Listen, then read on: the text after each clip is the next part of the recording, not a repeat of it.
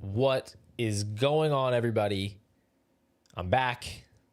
It's been about a week, and I'm excited to be back in these streets tonight, hanging out with you guys. Live startup mock draft.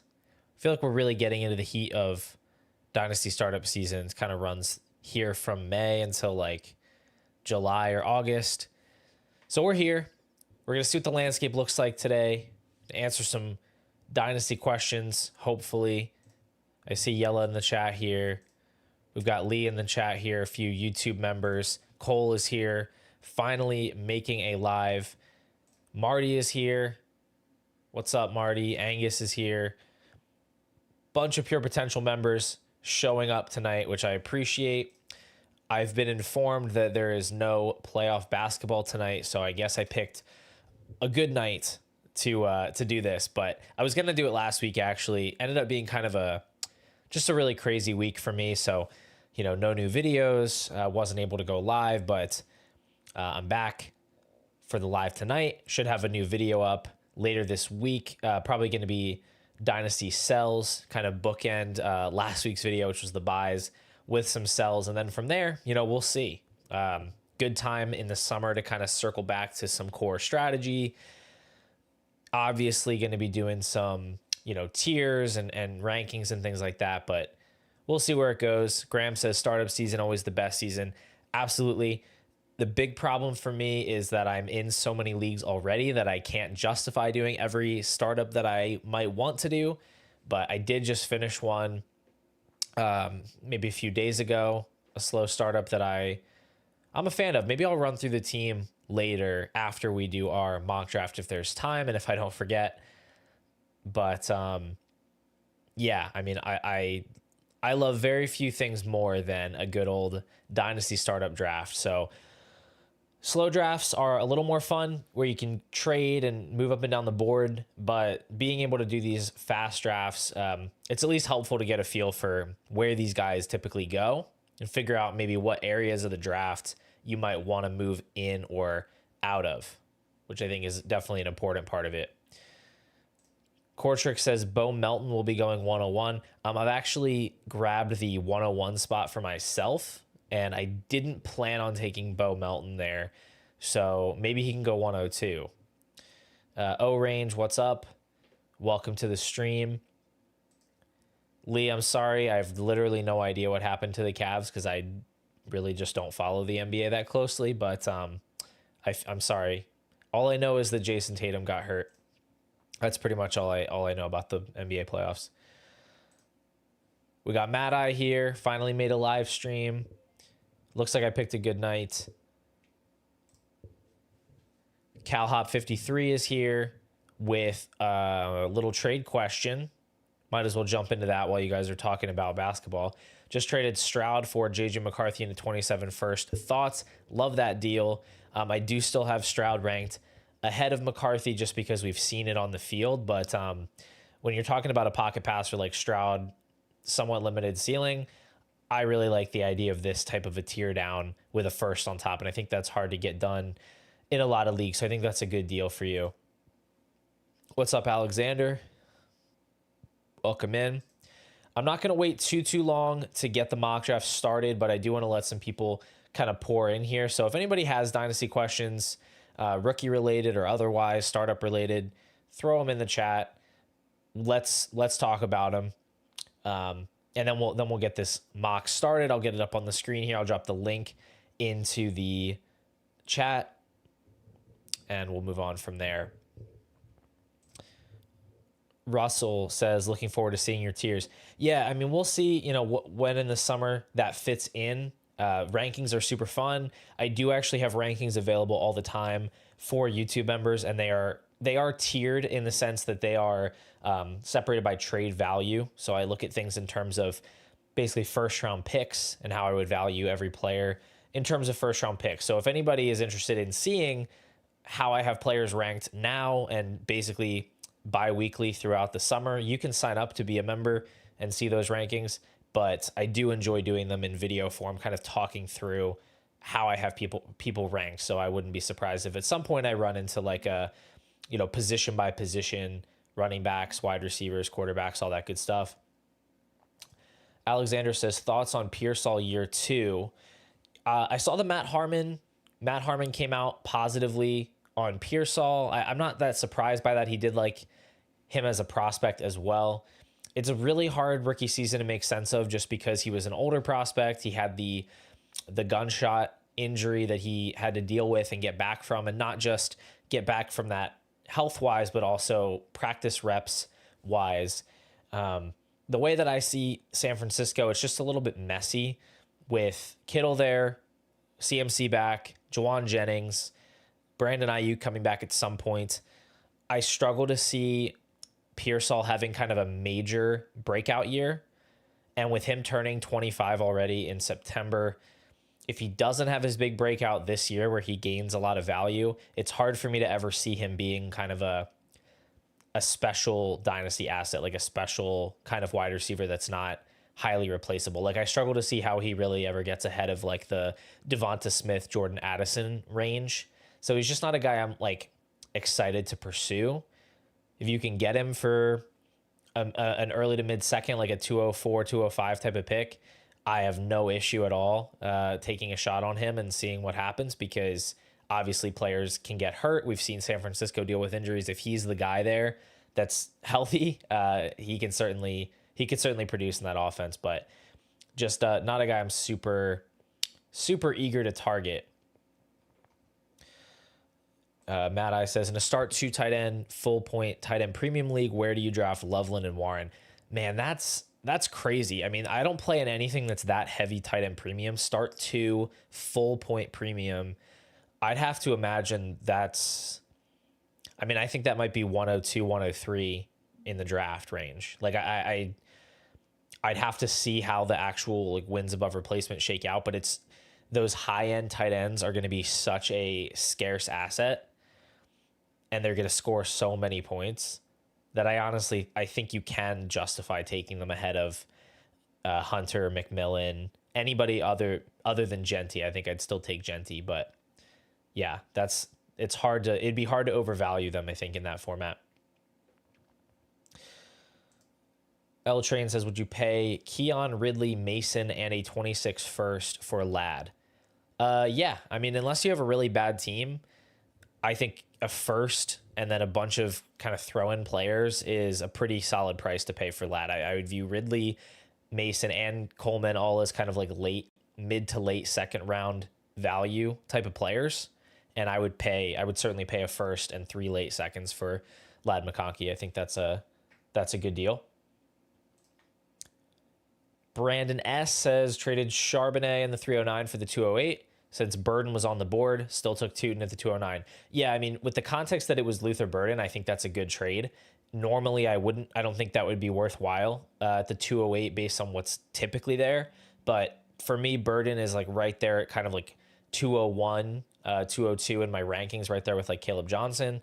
So I think that's a great deal. Like if you had made that deal to get the 201 and drafted Burden, I would love it. So I think that's a good one for you. O-Range says, are we really thinking Darnold is better than JJ? No, I'm not. I'm not thinking that.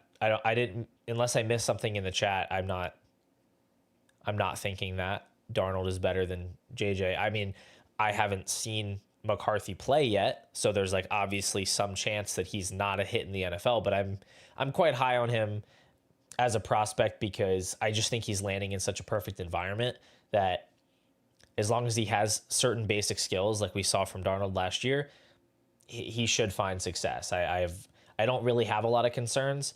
I just think with someone like CJ, I was comparing him to Stroud earlier. I think with Stroud, we've already seen him put together a like highly competent season as a passer to show us a high talent ceiling. And so I still think he deserves the nod ahead of McCarthy. I have him a tier ahead of McCarthy, but I'm not going to be surprised if McCarthy ends up being a big riser early in the season.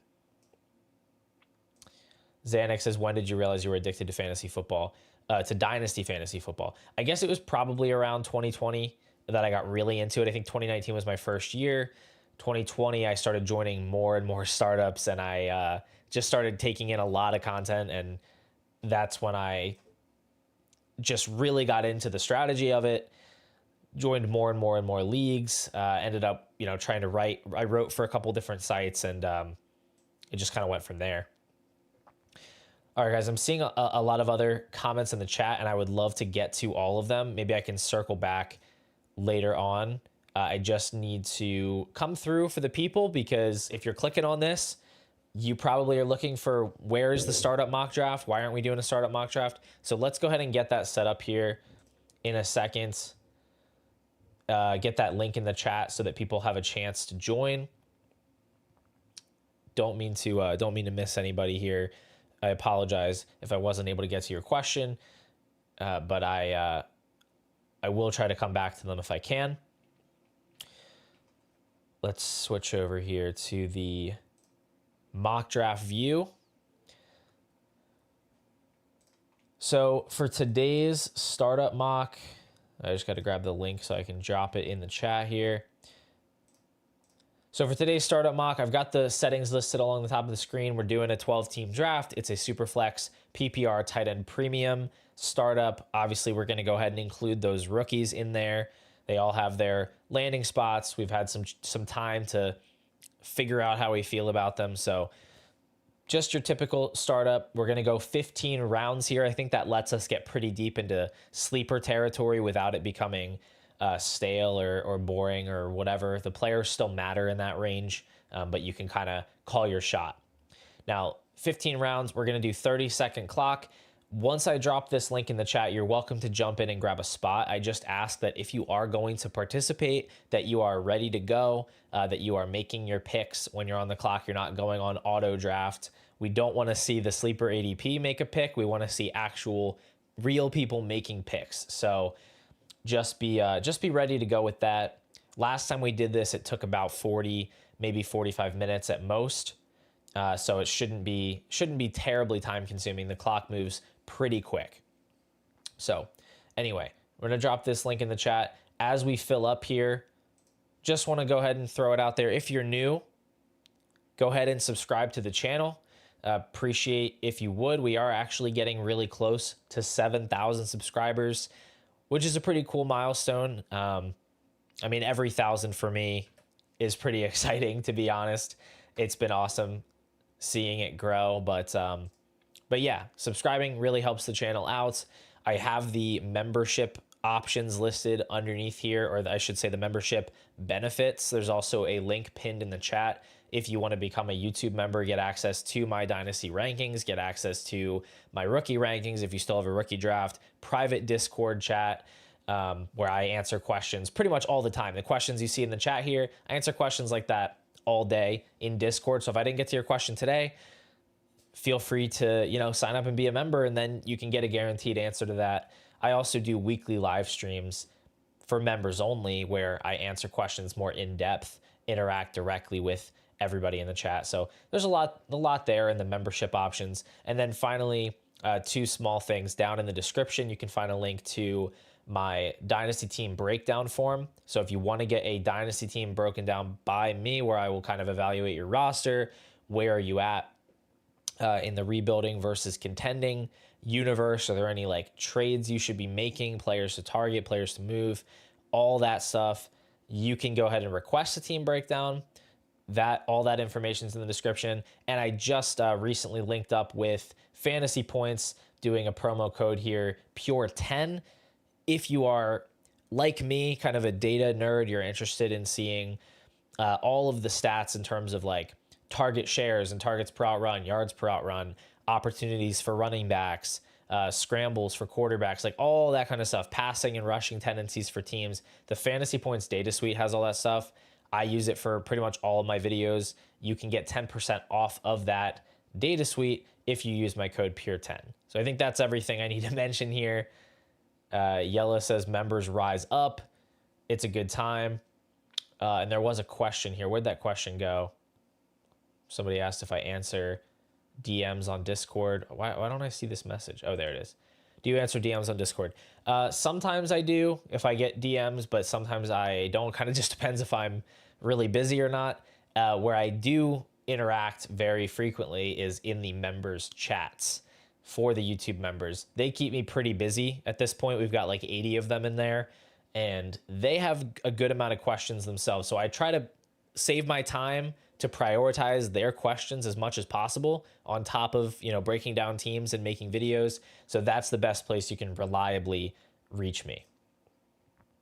Anyway, all that being said, for some reason, the draft doesn't look filled. There we go. The draft is filled here. And we are ready to move. I see one familiar face. Angus got into the 10 spot. Oh, and Clanger got in the 11 spot. A couple of members here, but everybody else looks like a non-YouTube member, someone that doesn't have access to my rankings, so hopefully won't be sniping me too bad. We're going to go ahead and kick this thing off. Let's see. Go ahead and start the draft. And I got to figure out how to make this update on time here.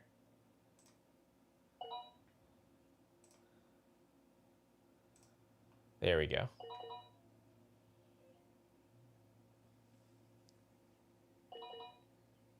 Oh, let me turn off the sound here.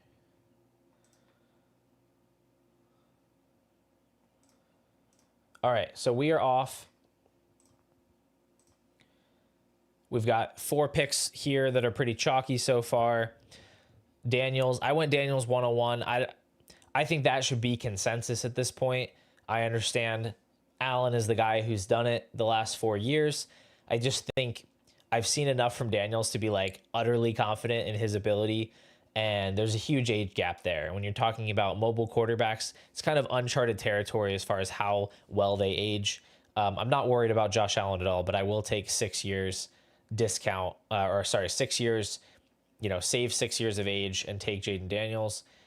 But then Allen, Lamar, I think that's the proper top 3. Jamar Chase, a totally fine pick at 4. Burrow and Hurts, 5, 6. Jefferson at 7.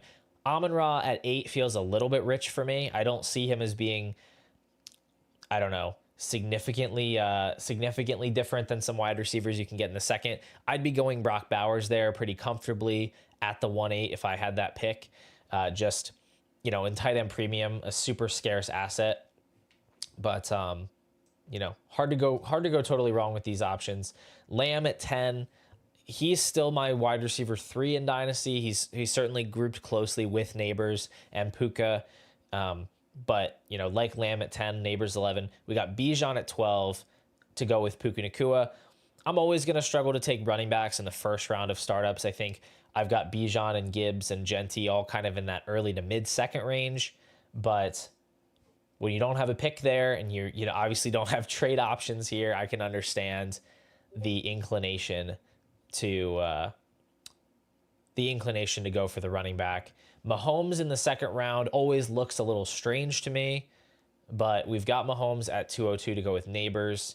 Neighbors Mahomes looks like a very yellow dog type of start, by the way. Yellow, one of our members here. Brian Thomas at the 203, Gibbs and Genty, and then Drake May, Nico Collins. All right, I'm coming up here soon. I got to figure out what I'm going to do. Pull up my draft here. Let's see. All right. I got to get some names in the queue here. This 30-second clock goes fast. We'll have to come back to that Barkley pick and talk about it because I kind of hate it. All right, so we've got McBride off the board, Herbert off the board, clearing my queue out. Okay, one guy left that I really would have liked to get here is available. So I'm going to go with Caleb Williams at the 212. Don't love the 2 quarterback start. Honestly, these days, I used to lean into it pretty heavily, but it does kind of take some flexibility from you.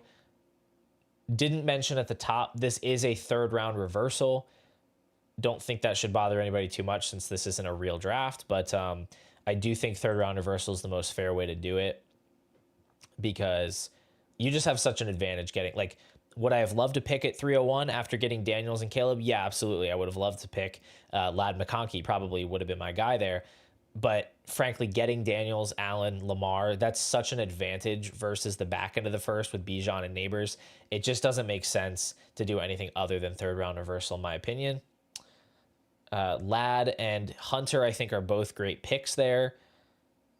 Angus going with the heavy wide receiver start, save some for me, right? Like, honestly, hopefully there's a wide receiver I like left at the 312, but I'm not going to hold my breath.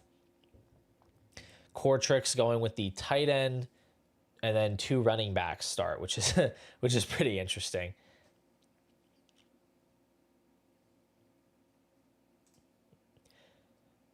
Matt I says, waiting for the first will pick in 2 hours if no trade offers. Yeah.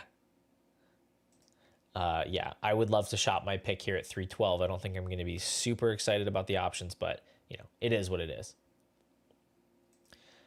Range. I would not participate in a snake draft, a snake rookie draft. It's got to be a linear draft for sure.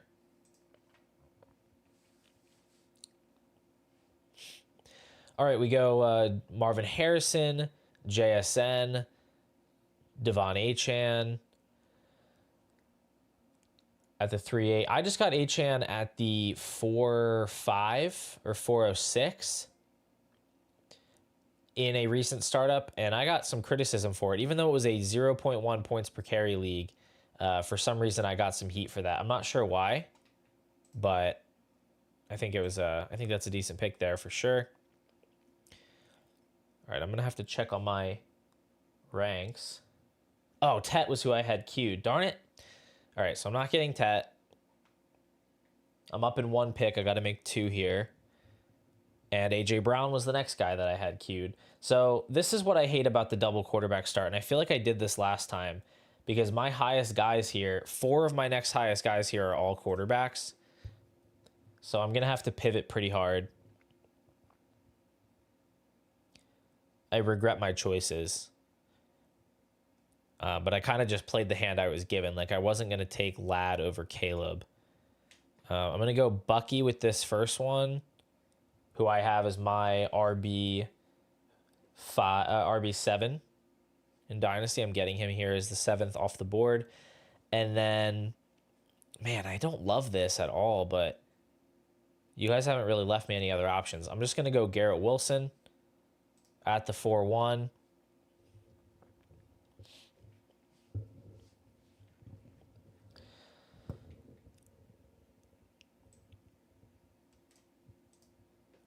Dot Raccoon says, Barkley too close to 370 carries for me. Yeah, I mean, I don't get too superstitious about that type of thing, but I just think when you're talking about a 28-year-old running back who is coming off of a heavy volume season, there's always going to be fragility there. And not to mention, got to remember Saquon, yes, he had an awesome year. He's also pretty unlikely to have an identical season as far as like how efficient he was, especially breaking off these massive plays. Like it's just really hard to maintain that type of efficiency and that type of explosive run rate where you're breaking off 50, 60-yard touchdowns on a regular basis. I think he could potentially score more touchdowns this year. Like it's possible he got tackled inside the 3-yard line a bunch of times last year, but he wasn't exactly, even last year, he wasn't on the level of like a peak CMC year. He was closer to like that Jonathan Taylor RB1 season where it was kind of a down year in general for running backs. So I love Saquon. He's one of my absolute favorite players as an Eagles fan. I just don't think it's justifiable to take him in the top 2 rounds of a startup because it's just way too fragile. Like we saw this play out with Christian McCaffrey prior to last season where he was going in that same range. He gets hurt. He loses 60% of his value. It's really rough. Isaac, I don't know if I'd say insane, but I think that's great value on Brees. He goes 402 here. I think he shouldn't fall much further than the mid 4th. So I think that's good value. Thoughts on Herbert? Are you still taking him over Nicks? Yeah, I'm still taking Herbert over Nicks. He's better. He's a better quarterback for sure. I would expect him to score more fantasy points this year personally. I think Justin Herbert is very good. I think where he went in this startup is totally fine. I have him and Caleb like really close together, so looks fine to me. Austin, what's up? Glad you were able to stop by for a minute. Angus has a good team so far. He got good value on Jordan Love there. He's doing well for himself. We'll have to break all these teams down later on. I'm noticing running backs going a little bit higher in this than I might expect, or that I would have them ranked. At least Taylor and Judkins for sure. And I think Ward at 5.4 is insane value. Honestly, I think McCarthy and Ward and Love and Lawrence, all of those are great picks. So, like, if I'm picking if I was in an actual startup where I could trade, I'd probably be looking to potentially move off of my 4th or 5th round picks and like move up or move down into the 6th and 7th to get one of my other picks earlier so that I could get another elite player.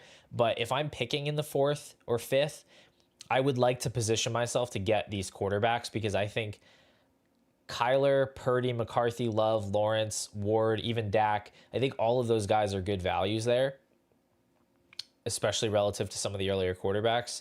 It just feels like it's a way better click to get one of those guys than to take like a Rome Odunze or Devonta Smith, for example, where I just don't think you're getting a lot of value over replacement. So I think those are really good picks, and it makes sense why those teams skipped on the quarterbacks early, loaded up on skill players, and then was still able to scoop those quarterbacks. I think that's a really good build format. John says, take 3 quarterbacks, trade 1 later. Yeah, I mean, certainly be more open to that in a real draft.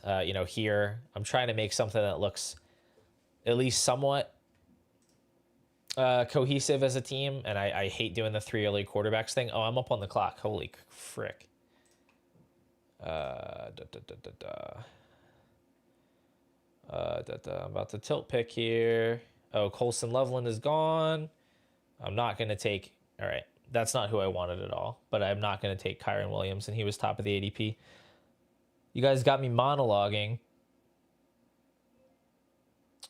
Olave might have actually been my highest ranked, so maybe that's fine. I'm going to go Olave, and then I'm going to pair him up with... We're going to go Igbuka here. We're going to go 3 Ohio State wide receivers in a row. Why not? I technically had 1 running back that was higher in my rankings than Igbuka, but I preferred the flexibility of just grabbing the young wide receiver where I can figure that out later. And I think there's going to probably be some decent running backs on the way back here at 7-12. So we'll see if that pans out for me, but it's fine. I think that's fine.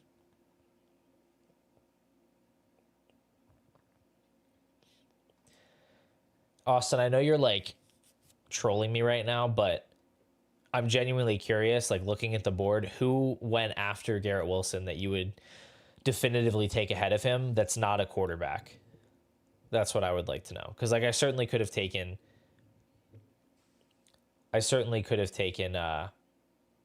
Kyler or Lawrence or whatever, but I'm curious if there's a skill player you would have taken over him because I just don't see anybody.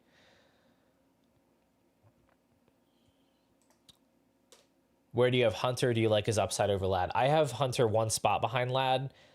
I genuinely don't know why anybody would. I don't know what the case would be that he has higher upside than Lad, but I do like him a good bit, and I think he's a great prospect. I think he could be. I think he could certainly be better than Lad, but I don't know like what would give him more upside. Alec Gregerson says Golden over Igbuka. No, I definitely don't agree with that. I have him ranked pretty far apart personally. I think Igbuka is just a far, far better prospect personally.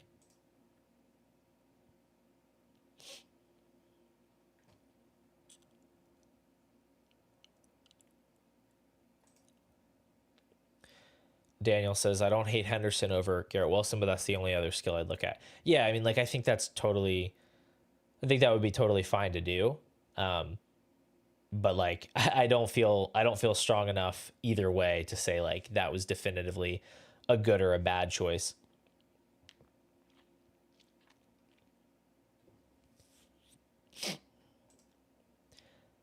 Matt, I hate to call you out here, but this is a bit of a fallacy. There is no DJ Moore treatment.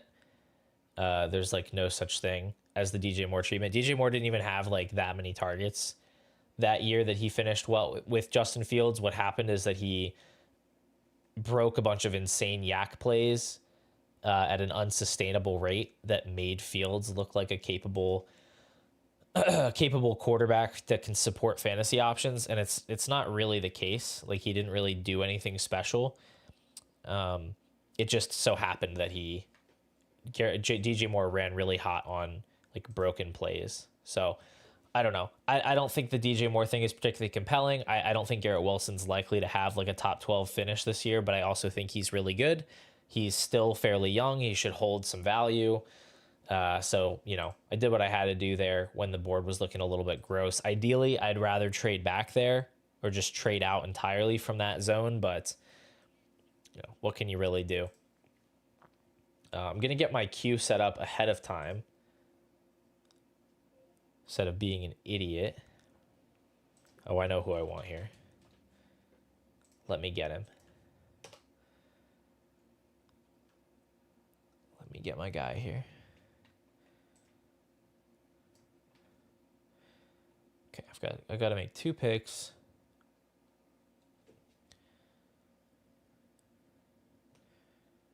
We get Fields and Dart off the board late 7th. I think those guys should be near each other.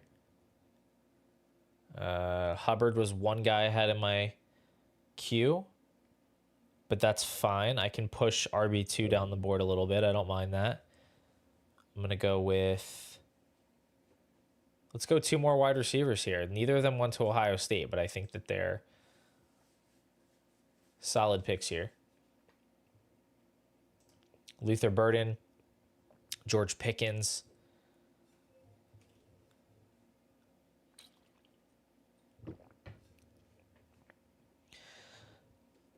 Making a nice little young wide receiver core here. Pickens, I think, is better than his production has been. He's going to a much better situation in Dallas. I don't think he's going to be a wide receiver 1, but I think he can absolutely produce, on par with this 8th round price tag, and he's still very young. O-Range, I don't think it's nearly as simple as saying, is DJ better than Wilson? I think in a vacuum, Garrett Wilson's better than DJ Moore. That doesn't mean that Garrett Wilson is going to perform at the same level that DJ Moore happened to in that particular season. We see players run hot on efficiency all the time. Like Nick Westbrook-Akine last year scored like 9 touchdowns on 45 receptions. That doesn't make him better than a bunch of other wide receivers, but it means he outperformed his usage way more than a lot of other wide receivers did. And it's not always something that's predictable. I will say I think DJ Moore is definitely the superior, or at least at that point in time was a superior yards after catch threat to Garrett Wilson. And he broke a bunch of, like he had like a 40-point game where he broke like 2 different hitch routes for deep touchdowns in the same game. And it's just, when you look at his finish for the season and say, yeah, he was, wide receiver 9 in points per game, it just doesn't tell the whole story. And even if Garrett Wilson was able to perform to that level, you're still talking about, okay, what's his absolute ceiling to be a low-end wide receiver 1? That just doesn't get me that excited. Again, I drafted him, so it's not to say that I'm not totally out, but he's just not my favorite value on the board. That's all I'm saying.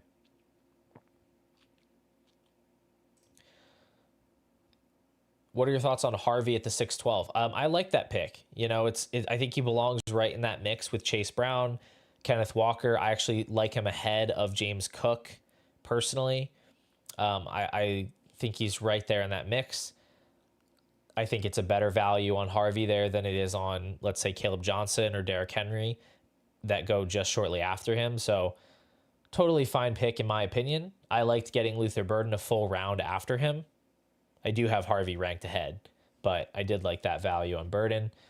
We get a little run on wide receivers. Literally 11 out of the 12 picks. Guys, look at 11 out of 12 picks in round 8 were wide receivers. Pickens, Hill, Harris, Judy, Williams, Ayuk, Downs, Higgins, Reed, Evans, Godwin. Mixon really ruined the wide receiver run there.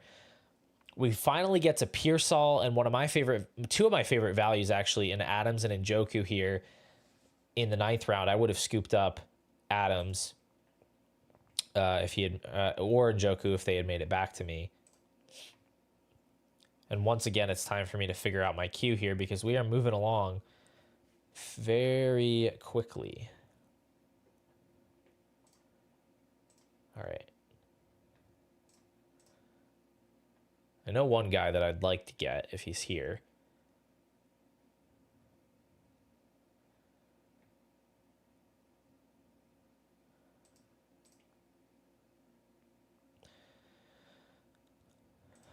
I'm trying not to let structural things limit me too much because really when I'm in a startup, I'm not too worried about like building out a perfect looking team that fills all of my needs and checks all the boxes. So I do want to be more flexible. Okay, Tootin was a guy that I had queued. Geno was top of my queue. All right, well, that's frustrating. I wanted Geno there to be my QB3. Now, I do have 2 really good quarterbacks up top, so no big deal. Probably going to miss out on the rest of the worthwhile quarterbacks if I don't go ahead and take Stafford here, but I'm not going to do it. So I'm going to grab Kamara as my RB2. And then we're going to take a look here. Best available by my board would be,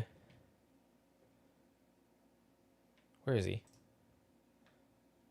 There he is. Not my favorite tight end, but he is my highest ranked. I don't have a tight end. I'm going to take Tucker Kraft. I think it's worthwhile to go ahead and grab him here because I think a few more tight ends are going to go off the board before I'm back up. Again, he's the highest I have ranked. Not terribly far ahead of a couple other names here, but a lot of the other running backs available are pretty gross, pretty fragile, dead zone-y guys. Pacheco would be an example of that. I certainly can understand some level of interest with him just because of the offense that he's in, but just not a huge vote of confidence from the team in terms of how he was deployed last year.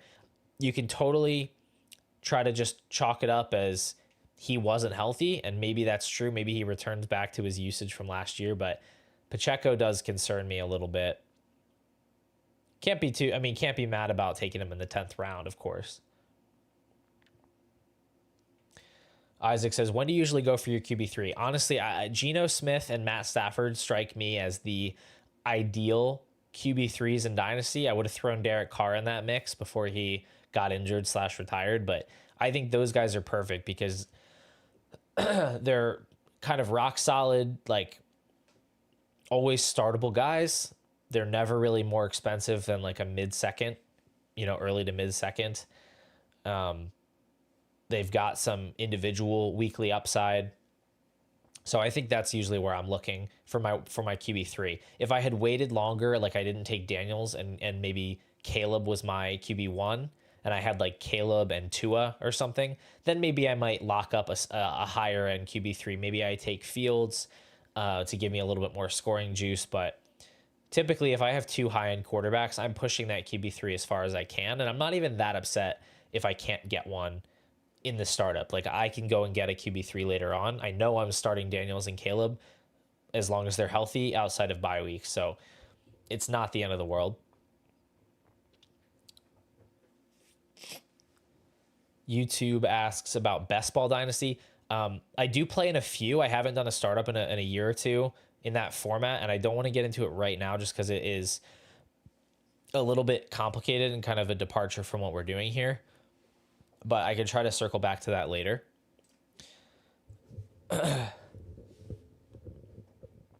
Matt I says, how do you feel about moving back in this range for future seconds and picks in the 14th to 15th round? I think that's a great move because you look at who's going off the board here. I mean, these players are worth future seconds. Like Kyle Williams, Brian Robinson, Keon Coleman. Like I'm not sure I would trade a future second for any of these players. So if you're getting a future second and another pick in 4 rounds, I think that's a smash, to be honest. Excuse me, I'm sorry.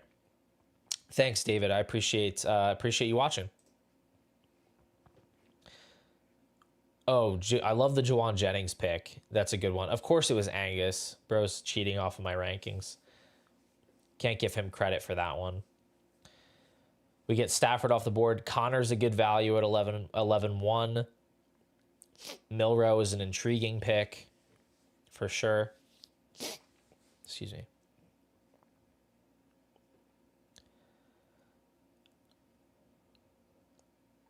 It really does become kind of pick your flavor here at this point. Like I have a lot of guys that are very tightly grouped. I have some of my favorites, but I can't fault anybody going for like a DeAndre Swift or a Travis Etienne or Mark Andrews or whoever you really like here. I think that the values become pretty compressed. And I start to look here, who might I like? I'm starting to kind of regret grabbing my tight end, but we'll see what these next few picks bring. Might change my tune on that. Could always double up. That's certainly an option. Just double up at tight end. There goes Jonnu. That was one guy I was looking at. If he had made it all the way back to me, I might have had second thoughts. Okay, Shadur Sanders is a little bit wild there. Bit of a wild pick out of left field, if I'm being totally honest. Terrence Ferguson, too, just given some of the other names on the board. I can understand the youth movement here. You've gone 5 consecutive rookies, and you have 8 or 9 rookies total.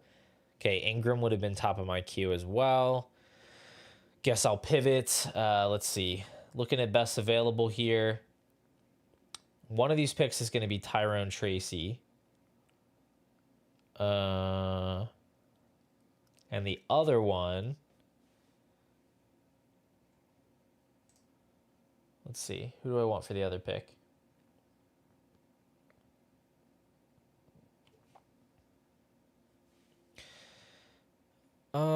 It's a 3 wide receiver league. I'll go Calvin Ridley, I guess. I've got him in that late second range. A few other guys I could have looked at there, like Jalen Warren, Aaron Jones. I'll go with Ridley.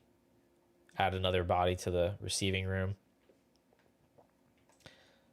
Marcel says, is Saquon a sell? Been thinking of trading him in a league where I need wide receiver. It varies a lot. Like, it just depends who you play with. And in a lot of the leagues I'm in, I'm not getting what the sites like Fantasy Calc or Keep Trade Cut seem to say I should get. I did trade Barkley in a league for the 103, which ended up becoming Amari and Hampton.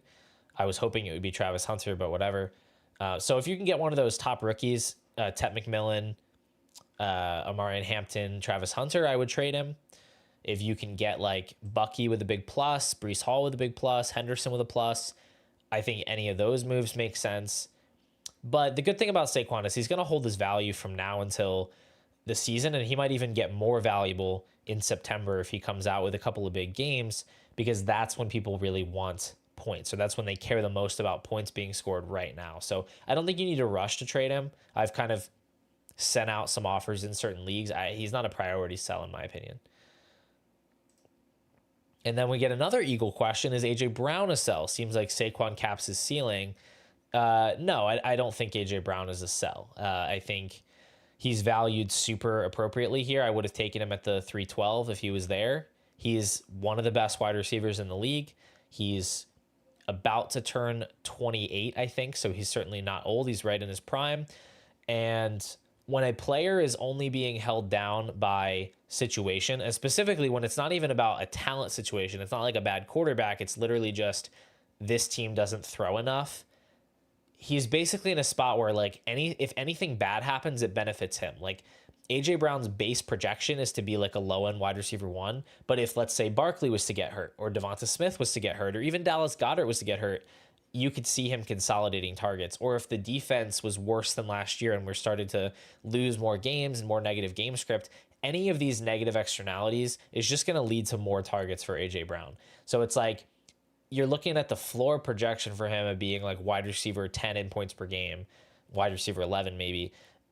And you have all this upside of like, what if X, Y, or Z happens? He can score as a top 5 wide receiver over a stretch of the season if he's given the chance to. So I'm not really interested in selling Brown personally. Excuse me.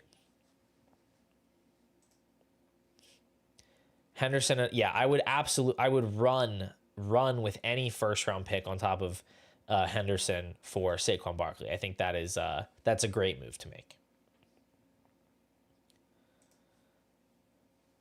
Yeah, I'm pretty comfortable making those moves off of Saquon pretty much no matter what my team looks like right now.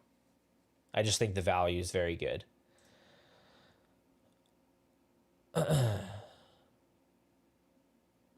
Waddle or Worthy, asks Vincent. I have a slight lean towards Waddle, but I don't really care either way. I think they're both totally fine picks in that range, and I'd probably mix it up if I had to make that choice more than once. All right, we're coming back around to my pick, so I need to get ready. As much as I'd like to keep answering questions, got to get ready here. There's actually a guy that I rarely pick. If he makes it back to me, I will take him. We got a few guys. We're getting into some of the deeper picks here with Debo, Kupp, Shaheed, Noel, McMillan, Coker. Theo Johnson is a little bit of a surprising pick. Javonte Williams. Yeah, we're really digging deep into the bag here. Some of these seem a little bit excessive to me. Maybe people just trying to get their guys since it's a shorter draft. But yeah, I don't know. Some of those are a bit of a head scratcher. I'm actually going to take... certainly not my favorite player in the world, but I think a good value at this point. I'm going to go ahead and grab Najee Harris. I'm going to use the extra time I have to set up my next one. There's a tight end I could take here. Wouldn't mind doing it.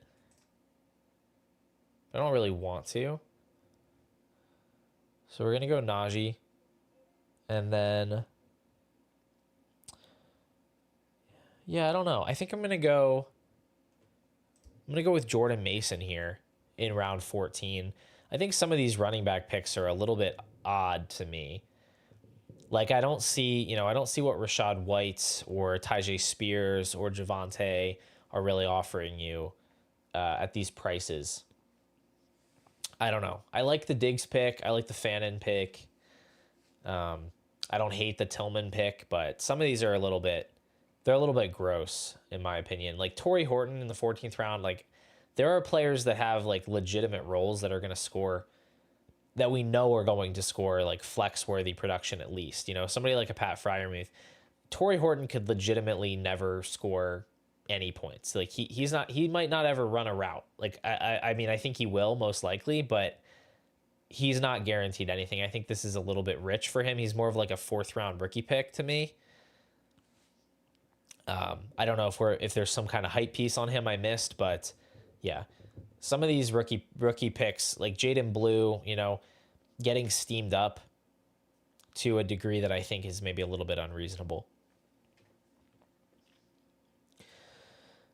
Alexander, I would say I'm more out than in on Kyron personally. Like I don't love his price, and that's what it always comes down to for me is price.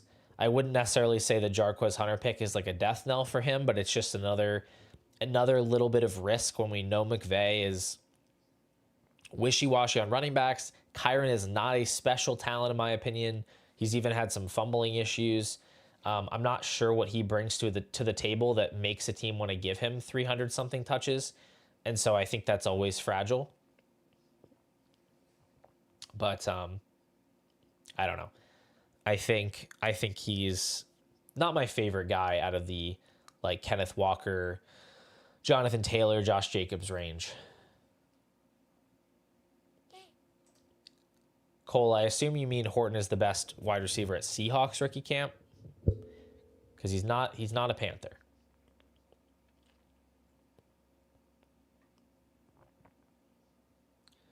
Isaac says, who's the Seahawks wide receiver two? Well, first of all, Kupp is right now their wide receiver two. That being said, this argument almost never works out in terms of like betting on a player who's like more likely than not going to bust because there's nobody else there. That just doesn't really happen. Like realistically, if Cooper Kupp is washed, which like most likely he is, Torrey Horton still needs to be good enough to earn the targets, and he also has to get on the field. If he's not that guy, it'll just get spread around. He'll get some, MVS will get some, Jake Bobo will get some, like some other more will go to Noah Fant or Elijah Arroyo. Like it's not just, oh, well, there's no one else to be the wide receiver two, therefore Horton is going to be good. He could be. I thought he had an interesting profile, but it's just when you're looking at a range of outcomes for a fifth round wide receiver who played, 5 years in college, coming off a big injury, he's probably going to bust, like most likely going to have no fantasy relevance in his career. I'm not really looking to light a startup pick on fire that early on someone like Horton, even though he's a guy that I've certainly stashed a good bit on my teams. So I hope that makes some sense as far as what I'm saying there. Looking at my options for my final pick, I may have to go back to the running back well again. End up with just one tight end here, maybe. I certainly would have taken Fryermuth. I would have taken Goddard had they gotten back to me. I have no interest in Kate Otten. I have no interest in Cole Kmet. None of the good, interesting rookies are here. Mason Taylor went really early. Wow. Yeah, I mean, I could go running back. I think I have one more pick up my sleeve. That's a little gross, but I might do it.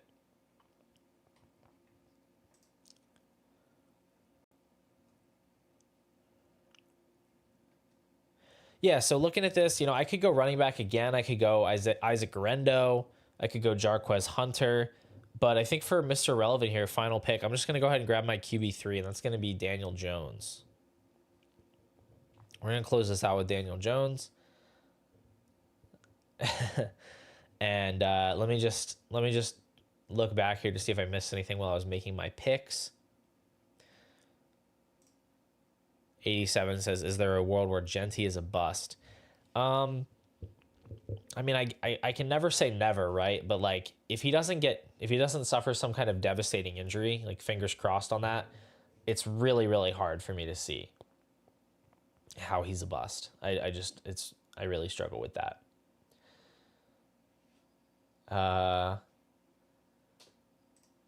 I have Bijan as top running back this season. Thoughts on if any other could be better? I mean, Bijan is my RB1 in Dynasty. He's right next to Gibbs and Genty for me. I think any of those three is a totally fine Dynasty RB1. But no, I don't think you can really. I don't think you can really strive for something better than that. So anyway, what I was just to close out my thoughts here on my draft, I'll just highlight it real quick. Went with Jaden and Caleb at the first two picks. Those were just my highest ranked guys. I wasn't deliberately going for the two quarterback start. I would have been fine to take London at 212. Had Caleb gone right before, I wouldn't have reached on, like, let's say Nix or Stroud, who I have a little bit lower. I would have been fine with Ladd there as well. But I liked Caleb as the 212. I think he has a good bit of upside. Looking back at his season last year, he scrambled a good bit. I think he can add a pretty solid rushing floor. You look at the weapons that are around him with Ben Johnson there, I think it's really easy for me to picture him jumping into like a top 10 type of fantasy season. Daniel's obviously amazing player.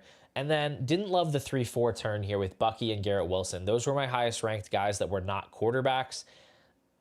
But in reality, I'd be looking to trade out of this range, ideally before I was on the clock so that people weren't fully aware of like what the board looks like. But I'd much rather be sitting in that late fourth range where those quarterbacks went. I think that would be more desirable, or maybe even drop all the way back into like the 6th round and pick up some future picks. But either way, went with Bucky and Wilson. Back end of the 5th round, we go Olave, Igbuka, get my triple threat of Ohio State wide receivers, Luther Burden and Pickens for my 5 consecutive wide receiver run. I thought those guys were just maybe a little bit undervalued here. I think they were buried a bit in the ADP, which could have something to do with it.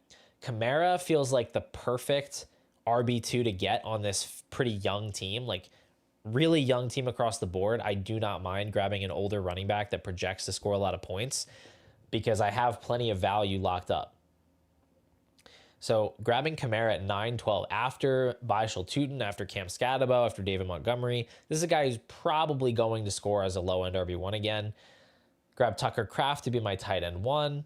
Could have gone for Jonnu, could have gone for Ingram, but those guys went a little bit later.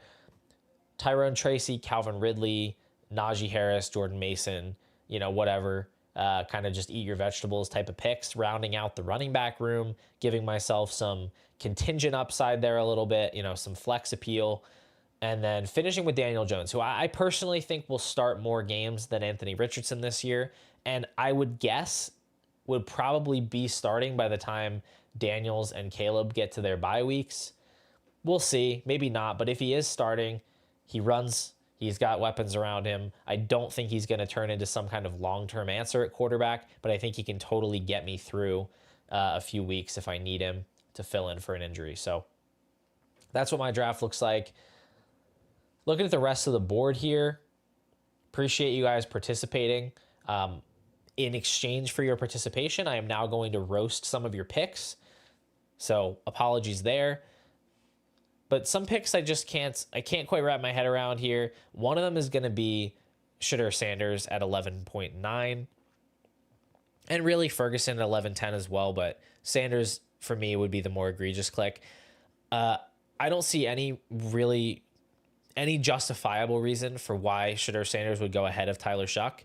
I mean, I think Tyler Shuck is probably awful, but I think Shedeur Sanders is also probably not good. And at least Tyler Shuck is going to be the week 1 starter for his team. He has 2nd-round draft capital behind him. Sanders is guaranteed nothing. He has to prove everything to a higher degree, arguably an exponentially higher degree than Tyler Shuck does to get an extended runway to be the starter. And even if he is the starter, not a guy who's going to bring you any value on the ground. I think it's a tough needle to thread for him to really pay off, and I think that the floor is quite literally 0. I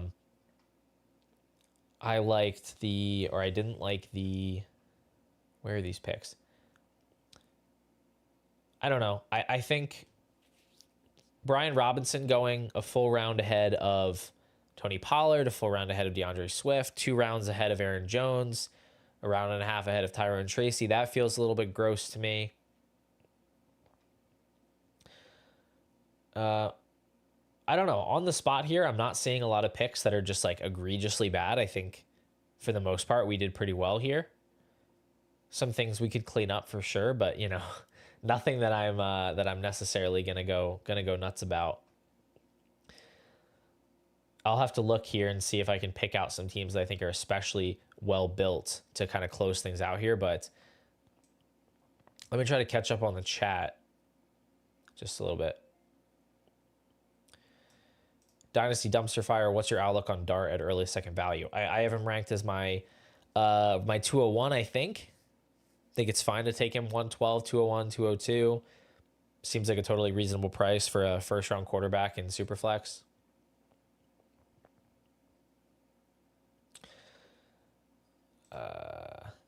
I did a trade for Lamar Jackson. Pick swap for T-Law, Caleb Johnson, good trade. I don't necessarily understand the details of the trade there. If you're saying you got Lamar for Lawrence and Caleb Johnson, then I think that's a great deal to get Lamar.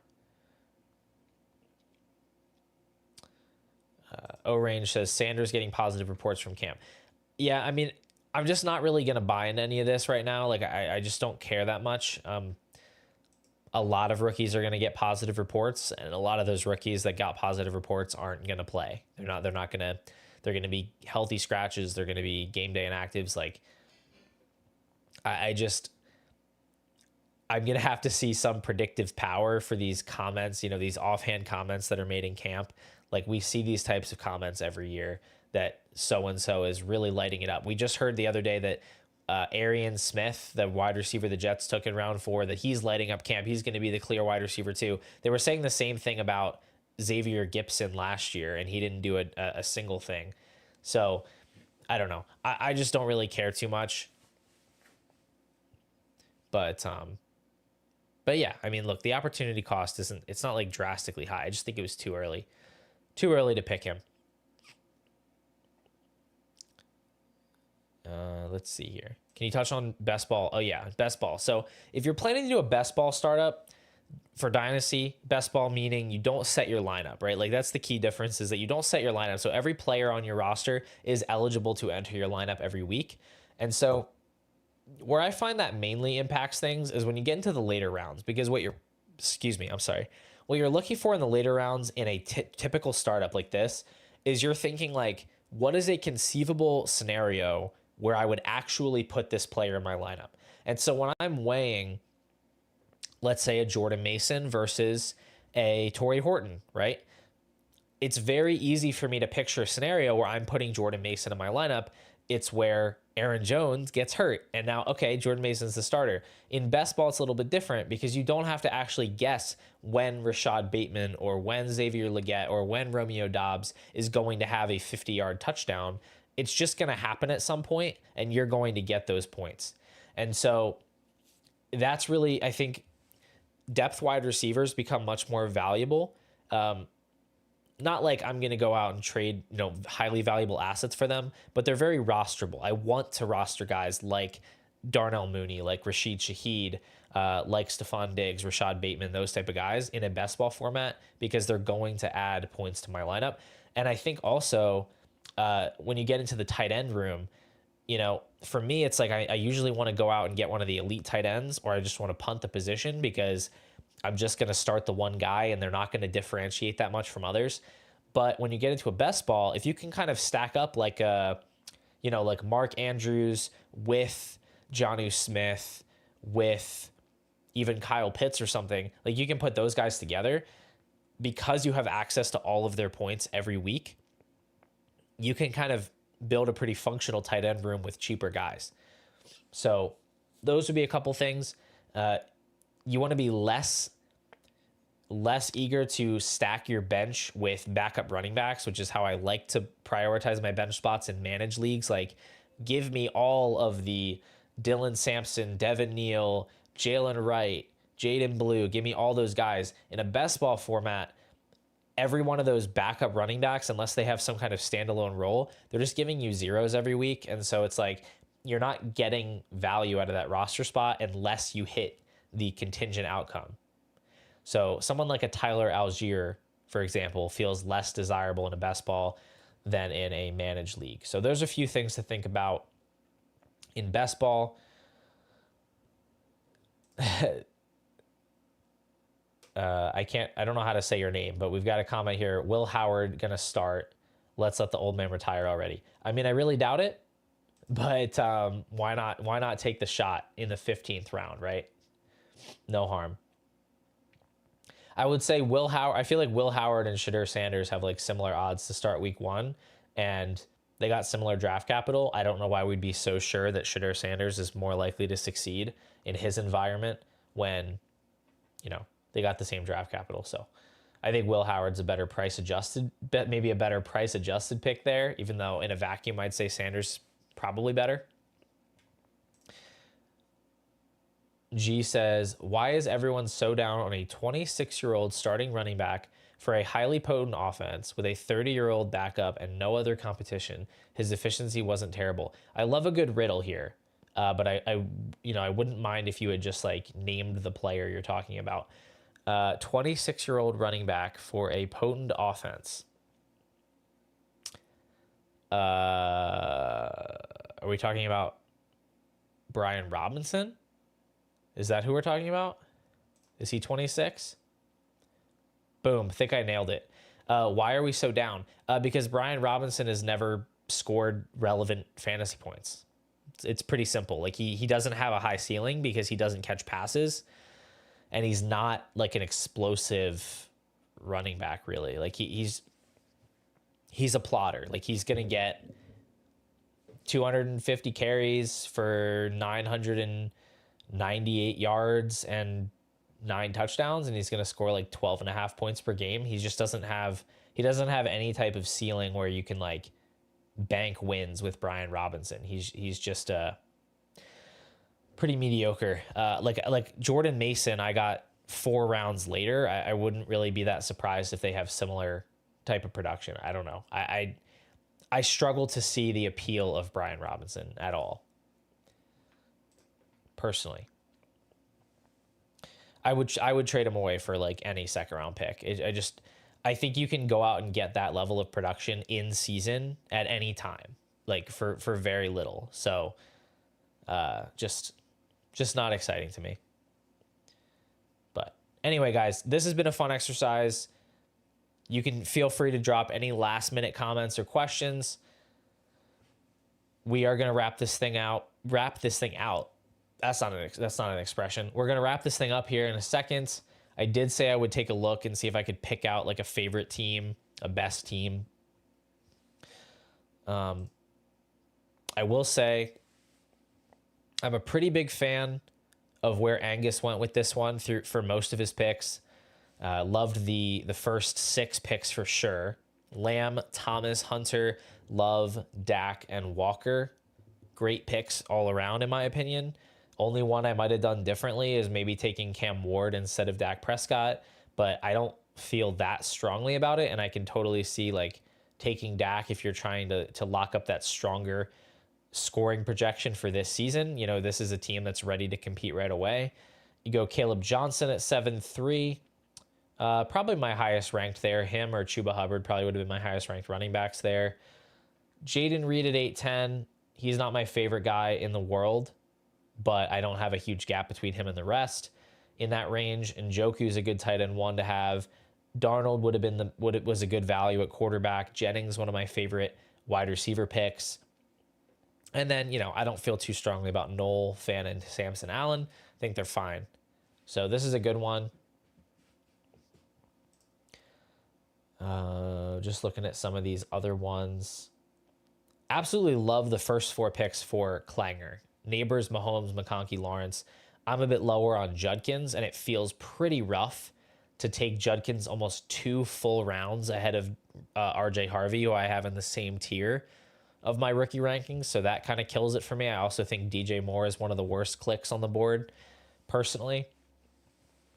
I did like the McCaffrey pick. Evans, Adams, Stafford. He got back on track here pretty quickly, but just a few picks I would probably do differently. Let's see. What else do we like here? D. Feng goes with Allen, London, A.J. Brown, Breece Hall. It's a pretty solid start. I mean, I don't hate this one. I like the Geno pick. I like the Myers value, Engram, Aaron Jones.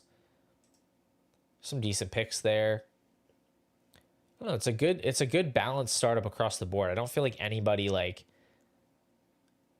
swindled the room. So it's hard for me to nail down a favorite. I mean, if I'm being totally honest, I think my favorite team is probably mine, but but I like a lot of these rosters. But anyway, hopefully this was a useful exercise for you guys. Let's take a look here at these last few comments. 10-team Superflex half PPR start 10, Marvin Harrison and Young, or Trevor Lawrence and Hunter. I'm absolutely going Trevor Lawrence and Hunter here, not even close. I've got Lawrence ahead of Young. I've got Hunter ahead of Marvin Harrison. So pretty cut and dry there for me. What's your strategy in a kick punt return yards league? I don't play in any of those, so I have absolutely no strategy there to offer you. I don't know how that works. Point per 10 yards. I mean, I guess people like Rashid Shaheed and whoever else is returning punts become more valuable, but I wouldn't know who to attack there. Thoughts on Marv? Where do you have him compared to Hunter and JSN? I've got Hunter in the tier, just kind of a half tier ahead. And then I've got, I believe, JSN and Marv back to back, kind of go back and forth between the two. I think it's fine to take either one. I think they both went in a totally fine range here. I would take Ted over both personally, but don't hate them there at all. O-Range says 111, 202, 204, and JJ McCarthy for Josh Allen. I'm just going to stick with Allen there. I think he's just too much of an advantage to move him off for those not premium picks. I would just keep Allen. Would you still punt tight end even in full tight end premium? Not necessarily. Like, it just depends what the board's going to do. So like in a full tight end premium, all of these guys should slide up a bit. But if the league is very wise to those scoring differences, they're also going to chase the tight ends up the board. And so it's hard to say. Like, I saw Loveland go 312 in my last full tight end premium startup, and then Warren went like 4-7 or something. So it's like they were going way higher than they would have. And so I did end up pushing tight end a bit. I think I got Njoku later because I just wasn't ready to click the button there. And when you're talking full tight end premium, it does raise their value relative to other positions, but it doesn't really change a lot of their value relative to each other outside of the top guys. So it's like my main issue with the middle tier of tight ends, like the TJ Hawkinson types, is I just think you can get most of the same level of production later. And that's still true in a full tight end premium because the gap between the best guys the gap between those middle guys isn't really changing all that much because they're all getting the same bonus. But it comes back to cost. I'm not saying you have to punt. If I was getting Kittle, at the late 5th or something in a full tight end premium, I would totally do that. And he can fall there because he's older. So that's totally fine. G says, do you value stacking in startup drafts at all? No, not really. I don't care about stacking in Dynasty personally. I'm never going to pick a player over another player because of a stack if I have the other player ranked higher. It can be a fun little accident sometimes when it happens, but no, I really don't care very much about stacking. All right, guys, if you're new here and you enjoyed this video, you enjoyed this experience, go ahead and subscribe to the channel. I will be doing more live streams, as many as I can this summer. Sometimes it'll be mocks, it'll be questions, it'll be reviewing trades, all that kind of stuff. Go ahead and subscribe. And of course, regular videos coming later this week. We're going to do sells. And then coming up, we're going to have startup strategy for sure. We're going to have some regular old Dynasty strategy, how to manage those teams that are already up and running. What should you actually be doing at this time of year? All that good stuff. So go ahead and subscribe. We've got membership options in the description. We've got team breakdowns, all that good stuff. Thank you guys for hanging out tonight. And I will be back very soon with another Dynasty video. Take care.